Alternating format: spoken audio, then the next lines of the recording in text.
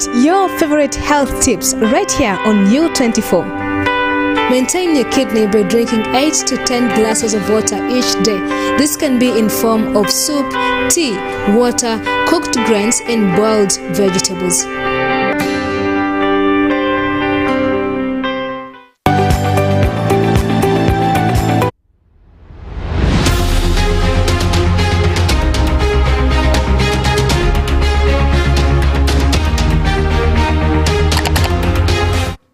A very, very good morning. It is a beautiful morning this morning as I was making my way to work. It wasn't an easy task, but finally I made it to work, and it's very simple.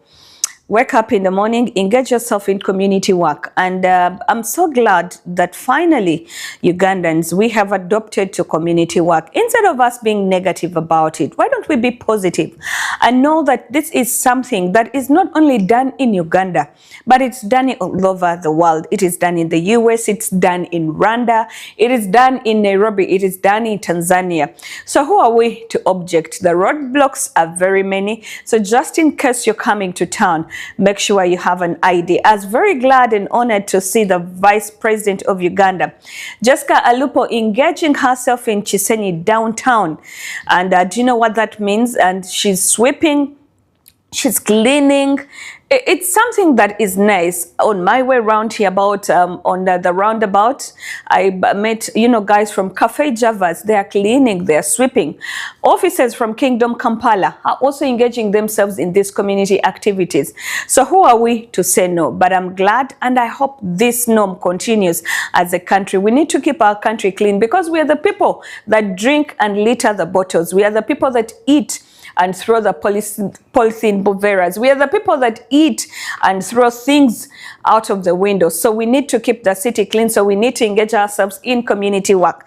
Once again, a very, very good morning. Welcome to One on One. I am your host, Sheila Kahunde. This morning, I'm delighted and honored to have a gentleman.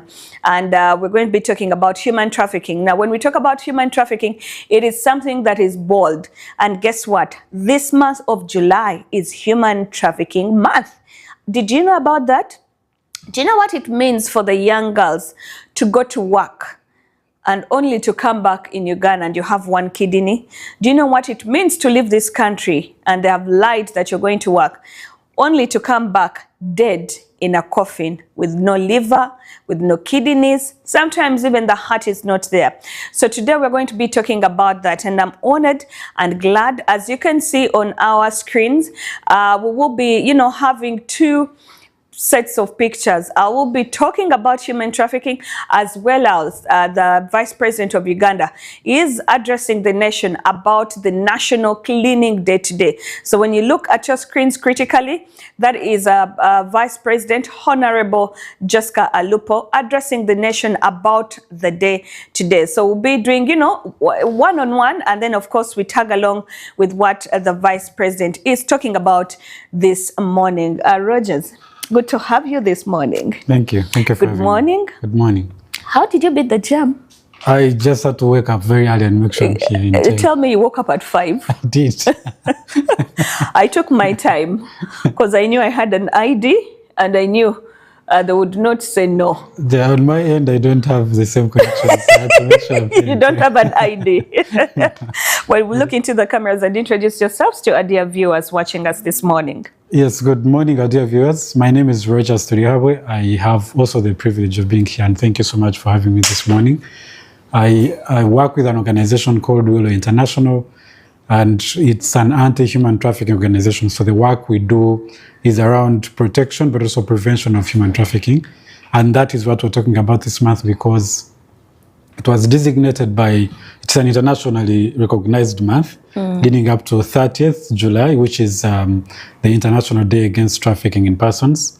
And that is led by the United Nations Office on Drugs and Crime. So that is how we end up here. And thank you. Thank you so much for having us. Oh, well, my first question will be, Rogers, what is human trafficking?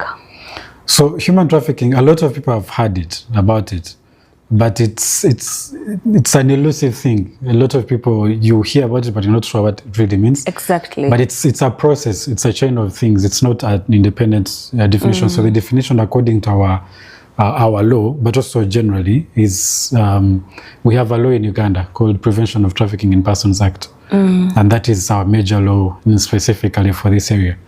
And by that law, it is the transportation, transfer, harboring or receiving a person by means of either threat or use of force or coercion or fraud or deception or use of abuse of vulnerability or abuse of power or authority to use another person for purposes of exploitation. So it's ideally using a person in whatever approach for purposes of exploitation, which is to say one person is benefiting at the expense of another. And it has very many different forms we'll speak about. But by the law, that is the definition of what trafficking is. So it's a chain of things. If it's someone moving from here, for example, and taken to the Middle East, the person, for example, the agent who recruits him from the village is a trafficker. The one who transports with knowledge, of course, is a trafficker. I thought they go through the right channels. The ones that go to the Middle East? Yes. No, not all of them. But these are the companies that we've been seeing that are all over. Yes, they are. And recently, I think a few months ago, government delicensed a lot of them because it was doing an audit on how recruitments are done, but also the fact that in those companies that do recruitments are also others that are not very licensed. And others also delicensed because of how they have handled certain situations that have ended up exploiting a lot of Ugandans. So there's a lot of shady work that happens, but also government does follow up, does follow the delicensing. There's a system under the Ministry of Gender called External Employment Management System, EMIS in short. And that is the one that tracks, it shows like the companies that are licensed, where they are operating. Because ideally, if a person has to move from here to go to the Middle East, there must be a job order. So, and this company has to be accredited. So government is doing work to make sure that it cleans all of these things. We still have some loopholes, we still have some work to go, but there is some work that is going on. I am aware that this month of July is the month of trafficking, human trafficking. What could be the theme of this month of human trafficking, and why did we decide, to have July as a month of human trafficking? Thank you. The month, the theme for this month, this year ideally, yes, is trapped behind the scams. Trapped behind the scams. Oh, okay. Trapped behind the scams. Yes. And of course, the theme is set by the UNODC. And the focus of that theme is to shed light on technology-facilitated human trafficking, or the scam compounds, if you had a lot of them. We've had even some Ugandans there. We had a lot of people from different countries there. The scam compounds have been major in Southeast Asia. So Myanmar, Cambodia, Thailand, the countries, Laos, the countries in that section. And so it keeps growing. And here, ideally, they get people from different countries, including Ugandans, promise them jobs. And people who are going there are educated people, they don't take illiterates. So they take what we call tech wizards, people who understand computer. Who are learned, basically. Ideally, educated university graduates. So they take them there, promise them jobs, of course, from here. When they get there, they are forced into scam compounds that are protected by the army. So a section of it, especially around the Thailand border. It's actually, I've seen so many in Thailand, the Philippines, Malaysia. Yes. And Ugandans, Kenyans, a lot of Africans as well are there. And that border section is controlled by a militia. Wow. So those scam compounds are protected with guns and everything. So basically these young people are protected, yes, not even move an inch. Yeah. Are they paid money? Well, that's another issue. Because when they are put in those scam compounds, everyone is given a quota.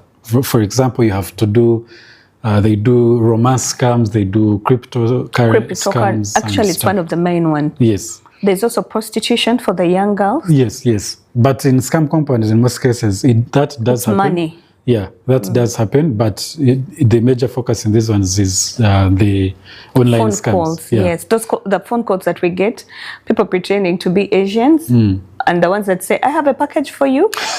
Wow. Yes. Okay. It can be that. So what happens is they put them in those enclosures, and then they give them quotas of this is how much you must produce in a given period of time. So what happens if I don't produce it? That's where the problem is. When you're not able to produce that, there are some that are killed actually. There are some that, there's one was telling us, because we have repatriated some of them that are Ugandans here in Uganda. And they will tell you the stories as they happen. There are some that are tortured, they're really tortured. And so they are forced. There are some that are starved, like they are not given food for a given period of time. So you have to meet your quota or you have to be tortured. So it's the theme for this year and for this month in particular is to shed light on that. To shed light on technology and how it is, human trafficking is evolving, and how it's now just not the traditional come and I give you a job and then of course be exploited, to being tortured or exploited virtually, which also means that even here in Uganda it can happen. I think you've had some news that there are rumors about some scam compounds here in Uganda. Yeah, true, I have. And I think there were some arrests some weeks ago. So it's a new trend, it's a new evolution. Should we call it a chain?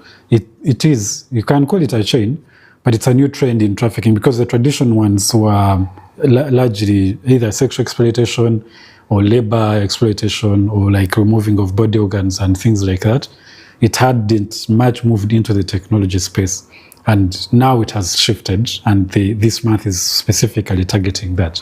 All right, recently, Rogers, we saw there's a gentleman who was in Dubai. And I think he was a big scammer. He would go, I don't know if you heard about the story, he would go in different hotels. Did you manage to, secure some of those girls back